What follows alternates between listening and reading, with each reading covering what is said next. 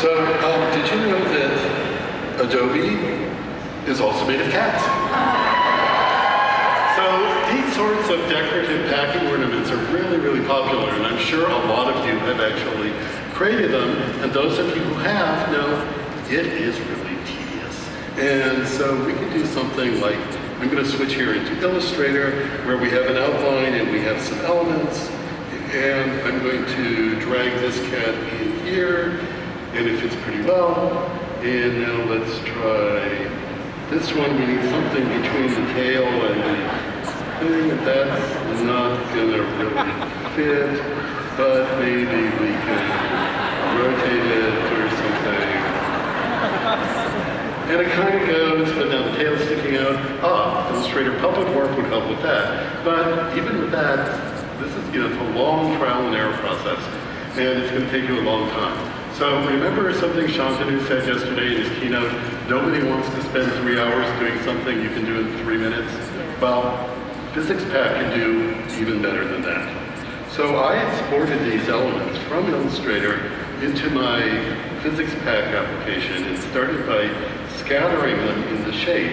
And now I'm going to be doing a physics simulation to make these elements try to grow and shift and mesh, and all of their edges are going to try to fit together as closely.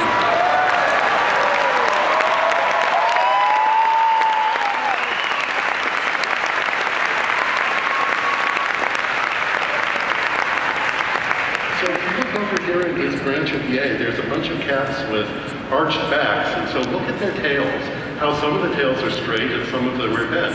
PhysicsPak automatically makes their shape deform slightly to fit the space. And then when they're finished with the first set of elements, we optionally can add these extra filling elements to even out the tacking and give you a really, really nice result.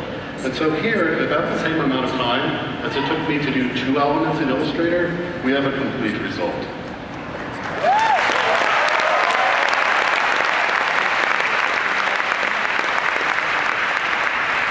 So here's another example that I put together with our lovely and talented host, Paul. And this is based on something that he did a couple months ago in Illustrator. Yeah, exactly. This kind of annoys me a little bit because I spent so much time doing this very same thing. Vectors, bending things, pre-Puppet Warp in Illustrator, and yeah, I like the demo, but I wish I had it like 2 months ago because it took me forever to make what I needed to. Thanks, Paul. So when it finishes here, it's going to find a few empty spaces in it. This time we're going to fill them with some leaves. And so you can really see it forming the shape of everything that it put together here, all using the power of a physics simulation. And again, we're done.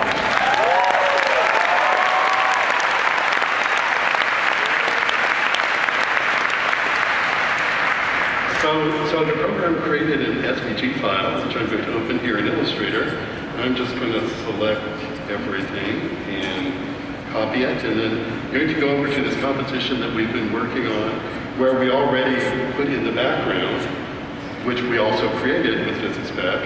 And I'll just paste in the foreground here, and turn on a couple of other focus elements that we created. And here we have this beautiful design, all done through the magic of physics. So happy Dia de los Muertos, everyone.